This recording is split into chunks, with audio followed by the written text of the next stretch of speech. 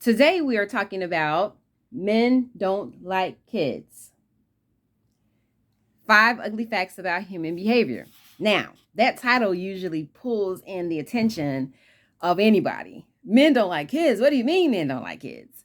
So the book has 3 takeaway messages to include.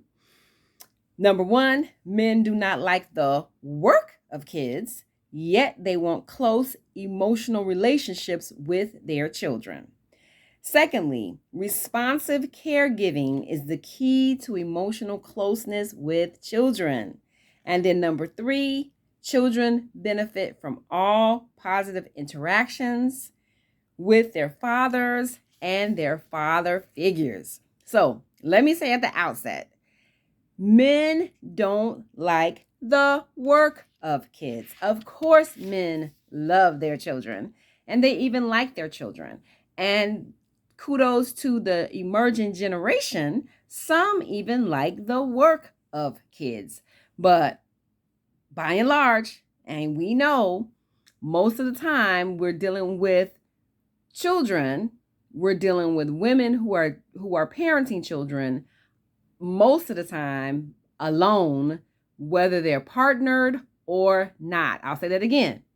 Most women are taking care of children alone, whether or not they are partnered. And what that means is most of the time, women are the ones who are doing the work, the tedious work of children. Now, men may be out working, providing support, taking care of the home, paying all the bills.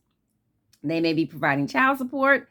They may be doing all manner of interaction with the children. However, very often, men are not changing diapers. They're not getting up in the middle of the night. And again, I said very often. I didn't say always. They're not getting up in the middle of the night. They're not doing school visits. They're not doing homework. They're not doing baths. They're not combing hair. And again, kudos to the ones who are doing it more recently. But there's a specific demographic, very large demographic, who know what I'm talking about. So this chapter is meant to speak to men to say, hey, children need you. They need you to get off the bench. They need you to come home from work and help to raise them. They need that responsive caregiving. They need that interaction. Nature prescribed 2 people, 2 genders, or 2, to make children. And that implicit contract is that both parties are going to be involved. All right. So the chapter starts off talking about how men don't like the work of kids, how men react when they have the kids. Talks about how when men were in charge and children and women were owned. Talks about modern childhood and modern parenthood. Talks about parenthood as depicted in popular culture. Talks about fathers as protectors and providers, which is where they prefer to stay, and they're not trying to change diapers, etc.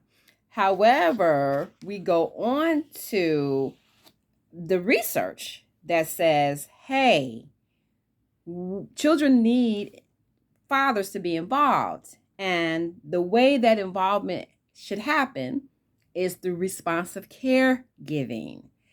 That is how Mother's Day finds no available restaurant seats, and how Father's Day finds all of the available restaurant seats.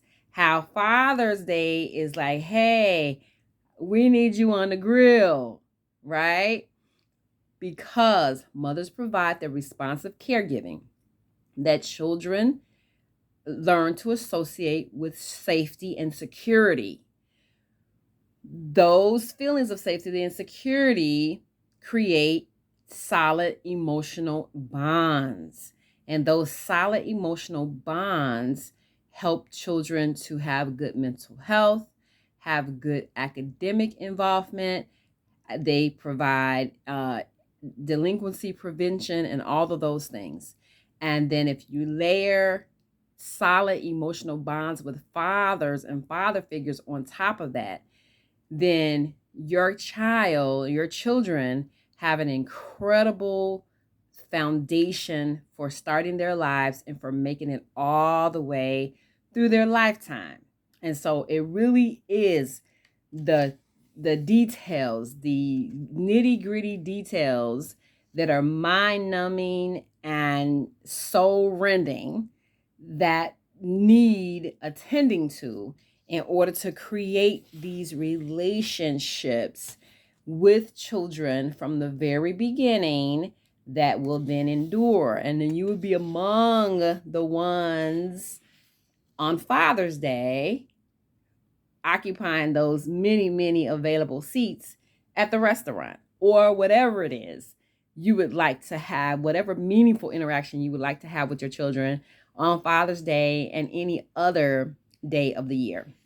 If you can find yourself able to jump in with the day-to-day caretaking, then you can find yourself on the winning end of a solid emotional relationship with your children for their whole entire lives.